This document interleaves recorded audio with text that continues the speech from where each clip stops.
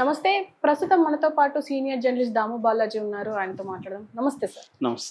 Sir, ఏనుగుల దాడి గురించి మనం మాట్లాడుతూనే ఉన్నాము. అయితే ఈ ఏనుగులు మనుషుల పైన గానీ, ఊళ్ళపైన గానీ ఎక్కువగా వస్తున్నాయి. ఈ మధ్య దాడులు జరుగుతూనే ఉన్నాయి. అసలు ఇలా దాడులు జరగకుండా ఉండాలి అంటే ఏ సొల్యూషన్ తీసుకుంటే బెటర్ అంటారు సార్? ఇప్పుడు ఎందుకు ఈ చర్చ వచ్చిందంటే, శివరాత్రి సందర్భంగా శివుణ్ణి చూడడానికి వెళ్తున్న భక్తుల మీద ఏనుగుల గుంపు దాడి చేసింది. 5 మంది భక్తులు చనిపోయారు. 8 మంది మిస్సింగ్, కనిపించట్లేదు. కొంతమందికి తీవ్ర గాయాలైన హాస్పిటల్లో ఉన్నారు. ఇది ఎక్కడ జరిగిందంటే అన్నమయ్య జిల్లాలో గుండాల కోన, ఓబులవారిపల్లి మండలంలో గుండాల కోన అని ఒక కోనలు ఉంటాయి. ఎక్కువగా మనకి రాయలసీమలో కోనలు కనిపిస్తుంటాయి. మా ఏరియాలో కూడా సదాశివ కోన, కైలాస కోన ఇలా వెరీ పాపులర్ అనమాట. సో శివరాత్రి అంటే అక్కడికి మేమంతా కూడా వెళ్ళేవాళ్ళం చిన్నప్పుడు. సో ఈ కోనలలో శివలింగాలు ఎక్కువ మనకు కనబడుతుంటాయి. సో అలాగా ఇక్కడ కూడా గుండాల కోనల్లో శివలింగం ఉంది. శివరాత్రి పర్వదినాన్ని ఉపయోగించుకొని ముందు రోజే అంటే ఈరోజు శివరాత్రి కదా, నిన్ననే జనం వందల మంది అక్కడికి వెళ్ళి అక్కడే నైట్ కూడా నిద్ర చేయడం కూడా అలవాటు అనమాట. అలాగా వందల మంది వెళ్తున్నప్పుడు సడన్గా ఏనుగుల గుంపు వీళ్ళ మీద దాడి చేసింది. వీళ్ళు దిక్కుదోతున్న పరిస్థితుల్లో కకావికలమై పరిగెత్తారు. దాంతో ఏనుగుల గుంపు తొక్కి చంపేసింది వీళ్ళని. సో 5 మందిని చంపేసింది. దాదాపు 8 మంది మిస్సింగ్, ఒక 2 అయితే సీరియస్గా ఉన్నారని చెప్తున్నారు. ఇది ఒక్కసారిగా సంచలనంగా మారింది. పవన్ కళ్యాణ్ కూడా దీని పట్ల స్పందించి దిగ్భ్రాంతిని వ్యక్తం చేశాడు. చనిపోయిన వాళ్ళకి 10 లక్షలు, అటవీ శాఖ తరఫున 10 లక్షలు అనౌన్స్ చేశారు. గాయపడిన వాళ్ళకి 5 లక్షలు అనౌన్స్ చేశారు. ఆ విషయంలో పవన్ కళ్యాణ్ మనం అప్రిషియేట్ చేయాలి. ఇమీడియట్గా స్పందించారు. దాని తర్వాత దీని మీద కంప్లీట్ నివేదికను కూడా అడిగారు ఆయన, అసలు ఇది ఎందుకు జరిగింది ఏంటని. అట్లాగే మొన్న పార్వతీపురం మన్యం జిల్లాలో జయమ్మ వలస అనే మండలంలో రైస్ మిల్లుల మీద ఏనుగులు దాడి చేసి ఆ షట్టర్లంతా ధ్వంసం చేసి ధాన్యము, బియ్యము వీటన్నిటిని కూడా ధ్వంసం చేసేసి ఖరాబ్ చేసేసి వెళ్ళాయి.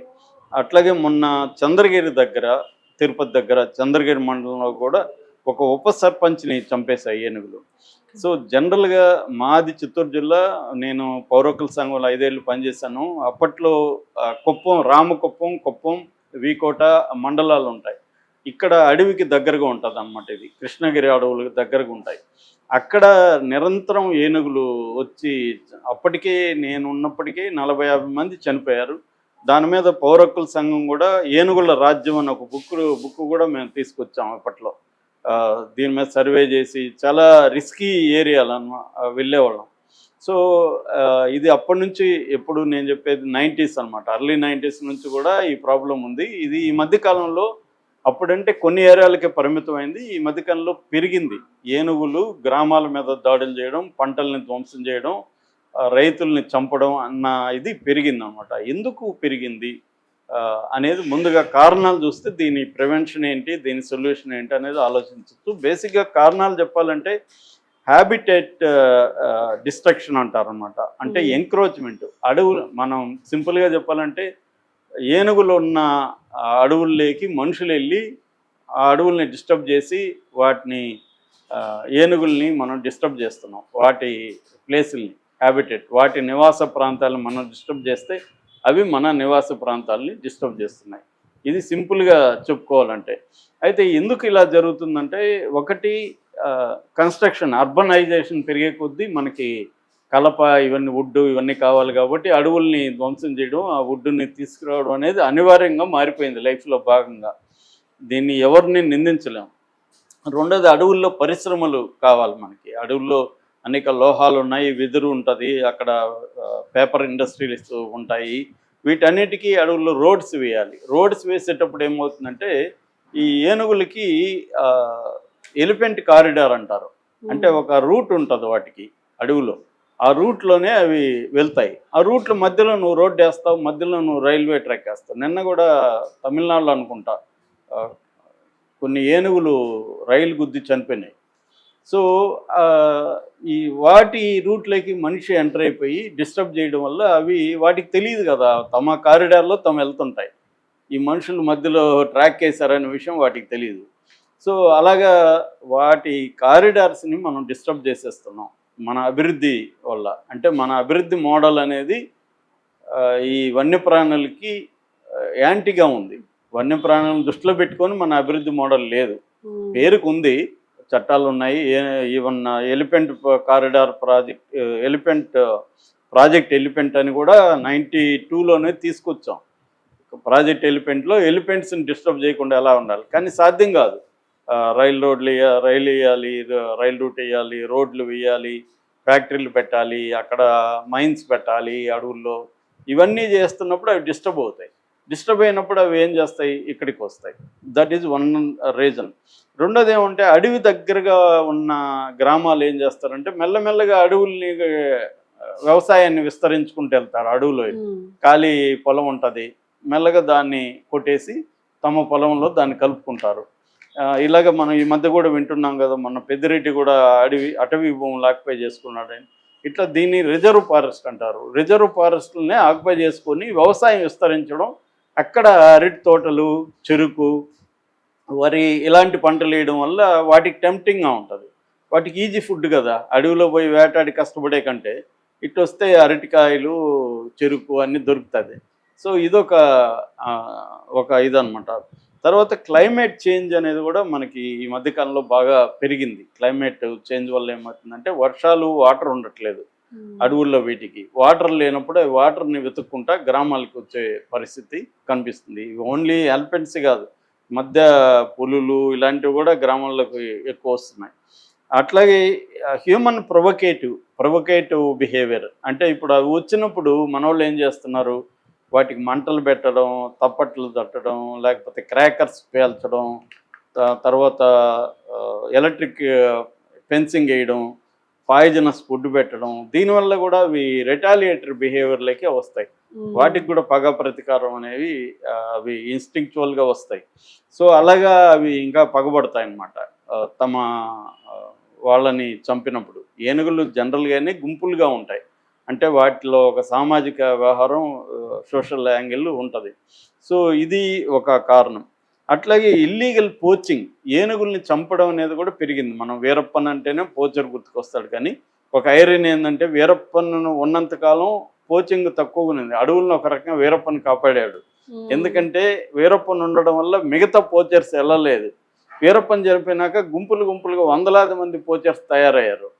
అప్పుడు ఏంటంటే వీరప్పన్ ఒకడే చేసేవాడు, ఇప్పుడు 100 మంది వీరప్పన్లు తయారయ్యి చేసేస్తున్నారు. ఏనుగుల్ని దంతాల కోసం, మిగతా శరీర భాగాల కోసం చంపడం అనేది కూడా పెరిగింది. దానివల్ల కూడా అవి వికలమై గ్రామాల్లో ఎక్కువ వస్తున్నాయి అన్నమాట. ఇది బేసిక్గా. దీనికోసం చట్టాలు అయితే ఉన్నాయి మనకి. వైల్డ్ లైఫ్ ప్రొటెక్షన్ యాక్ట్ 1972 ఉంది, ఫారెస్ట్ కన్జర్వేషన్ యాక్ట్ 1980 ఉంది, ఎన్విరాన్మెంటల్ ప్రొటెక్షన్ యాక్ట్ 1986 ఉంది, ప్రాజెక్ట్ ఎలిఫెంట్ 1992 ఉంది. ఇవన్నీ ఉన్నాయి, కానీ ఇవి సరిపోవట్లేదు. ఎందుకంటే నేను ఇందాక చెప్పిన కారణాల వల్ల ఈ చట్టాలను ఉల్లంఘిస్తున్నారు. అయితే ఇక్కడ మనం ఎంతసేపు యానిమల్ పాయింట్ ఆఫ్ వ్యూ మాట్లాడుతున్నాం. మనుషుల పరిస్థితి ఏంటి, రైతుల పరిస్థితి ఏంటి, వీళ్ళు బతకాలి కదా అక్కడ. అంటే హ్యూమన్ బీయింగ్ అండ్ యానిమల్, ఈ రెండు సయోధ్యతో ఎప్పుడైనా బతికారంటే ఎప్పుడూ లేదు చరిత్రలో. ఘర్షణ అనేది ఉంటుంది ఖచ్చితంగా, కానీ వీలైనంత బ్యాలెన్స్ చేసుకొని బతుకుతూ వెళ్ళాలి యానిమల్స్ అండ్ హ్యూమన్ బీయింగ్స్. అది ఈ మధ్యనే ఈ కారణాల వల్ల ఇవి జరుగుతున్నాయి. దీన్ని చేయాలంటే ఒకటి ఏంటంటే ఎలిఫెంట్ కారిడార్స్ని డిస్టర్బ్ చేయకూడదు, నెంబర్ 1. నెంబర్ 2, రైతులకి కాంపెన్సేషన్ ఇవ్వడం అనేది అవసరం. ఇప్పుడు చనిపోయినాడు కాబట్టి పవన్ కళ్యాణ్ ఇచ్చాడు, కానీ పంటలు నాశనం అయిపోయి పాపం రైతులు చాలా ఇబ్బందులు పడుతుంటారు. వాళ్ళకి కాంపెన్సేషన్ ఇవ్వడం అనేది అవసరం. అట్లాగే పొరపాటున రైతులు ఏనుగులను చంపితే వీళ్ళకి జైలు శిక్ష వేస్తున్నారు. సో అది కూడా వద్దని పౌరకుల సంఘాలు లాంటివి వాదించారు. వీళ్ళేమి పోచర్స్ కాదు, ఏనుగులను చంపాలని వెళ్ళలేదు. వీళ్ళ పొలాల్లోకి వచ్చినప్పుడు వీళ్ళని దాన్ని ఎదుర్కొనేదానికి వెళ్ళినప్పుడు కొన్ని ఏనుగులు చనిపోయి ఉంటాయి. అప్పుడు వీళ్ళకి జైలు శిక్షలు, అరెస్టులు చేసి రైతుల్ని జైలు శిక్ష వేస్తే ఆల్రెడీ ఇబ్బందుల్లో ఉన్న రైతుల్ని ఇంకా నువ్వు ఈ ఫారెస్ట్ యాక్ట్ ఇవన్నీ పెట్టి చేయడం అనేది రాంగ్ అనేది ఒక అభిప్రాయం ఉంది. దాన్ని కూడా చూసుకోవాలి. అలాగే విలేజర్స్ కొన్ని చోట్ల డేంజరస్ సిచ్యువేషన్లో ఉన్న విలేజెస్ని రీలొకేట్ చేయాలి, కానీ ఆ విలేజెస్ ఒప్పుకోవట్లేదు. ఆ మధ్య కూడా ఇక్కడ ట్రైబల్స్ పోడు వ్యవసాయం చేస్తామంటే వద్దురా బాబు మీకు అంతకంటే బాగిస్తామని బీఆర్ఎస్ ప్రభుత్వం చెప్తే వాళ్ళు ఏం లేదు, వాళ్ళ తరపున అనేక సంఘాలు పోరాడారు. అవును. ఇది కూడా మారాలి. అట్లాగే డ్రోన్స్ ద్వారా జీపీఎస్ ట్రాకింగ్ ద్వారా ఏనుగులు ఎక్కడెక్కడ ఉన్నాయి అలర్ట్ చేసే ఒక వ్యవస్థని కూడా గవర్నమెంట్ ఫామ్ చేసుకోవాలి. ఇప్పుడు కానీ అలాంటిది ఉంటే ఈ భక్తులు చనిపోయి ఉండేవాళ్ళు కాదు. ఎందుకంటే ముందే ఏనుగులు ఎటువైపు వస్తున్నాయి ఏంటి అనేది కానీ ఒక ప్లానింగ్ ఉంటే ఈ భక్తులను అలర్ట్ చేసి ఉండేవాళ్ళు. ఇటువైపు వెళ్ళకండి, ఏనుగులు వస్తున్నాయని చెప్పుండేవాళ్ళు. ఈ సిస్టమ్ లేదు మనకి. అది ఇప్పుడు టెక్నాలజీ వచ్చింది కాబట్టి ఈ ట్రాకింగ్ సిస్టము, డ్రోన్ల మెకానిజం అనేది ఎస్టాబ్లిష్ చేయాలి. అట్లాగే ఏనుగులకి ఎలక్ట్రికల్ ఫెన్సింగ్ ఇట్లాంటివి కాకుండా బయో ఫెన్సింగ్ అంటారు. అంటే నేచురల్గా ఫెన్సింగ్ విత్ చెట్ల ద్వారానే ఫెన్సింగ్ లాంటిది ఏర్పాటు చేయడం అనేది కూడా అవసరం. దానివల్ల అవి గ్రామాల్లోకి రాకుండా. అట్లాగే ఏనుగులు ఉన్న ఏరియాల్లో కొంత ఏనుగులకి ఆహారం దొరికే విధంగా కూడా చూసుకోవడం, వాటర్ తవ్వడం కొన్ని చోట్ల ఇట్లాంటివి కూడా. అంటే ఏనుగులు గ్రామాల్లోకి ఎందుకు వస్తున్నాయో అర్థం చేసుకున్న తర్వాత రాకుండా చూసుకోవడం. ఇంకొకటి ఏంటంటే కుంకి అనే ఎలిఫెంట్ ఉంటుంది. కుంకి అంటే కొన్ని ఎలిఫెంట్స్కి ట్రైన్ చేస్తారు. ట్రైన్ చేసి ఇటువంటి ఎలిఫెంట్స్ దాడులు చేస్తున్నప్పుడు ఈ ఎలిఫెంట్స్ని ఉపయోగించి వాటిని తరిమేస్తారు అన్నమాట. ఇది ఆ మధ్య కూడా మన పవన్ కళ్యాణ్ ప్రత్యేక ఫ్లైట్ వేసుకుని కర్ణాటకకి వెళ్ళి 6 కుంకి ఎలిఫెంట్స్ని ఇవ్వమని అడిగాడు. వాళ్ళు ఇస్తామన్నారు. అవి తీసుకొచ్చి చేయడం అనేది మంచి పనే. అట్ ద సేమ్ టైం మనం కూడా కొన్ని ఏనుగులు నీళ్ళ పట్టుకొని వాటిని కుంకీలుగా తయారు చేయాలి. కుంకీలుగా తయారు చేసినప్పుడు అవి కూడా వైల్డ్గానే ఉంటాయి. మనం కుంకీలుగా తయారు చేసేది టేమ్ చేయమన్నమాట. కొన్ని వైల్డ్ లక్షణాలని ఉంచుతాం. ఎందుకంటే వైల్డ్ లేకపోతే ఆ వైల్డ్ యానిమల్స్ని ఇవి ఢీకొనలేవు. అలాగా వీటిని ఉపయోగించడం కూడా అవసరం. అది వాటిని పెంచాలి. పవన్ కళ్యాణ్ అక్కడికి వెళ్ళొచ్చాడు కానీ ఆ తర్వాత ఏది చేసినా పవన్ కళ్యాణ్ డ్రామాటిక్గా చేస్తాడు తప్ప దాన్ని కన్స్ట్రక్టివ్గా చేయడు.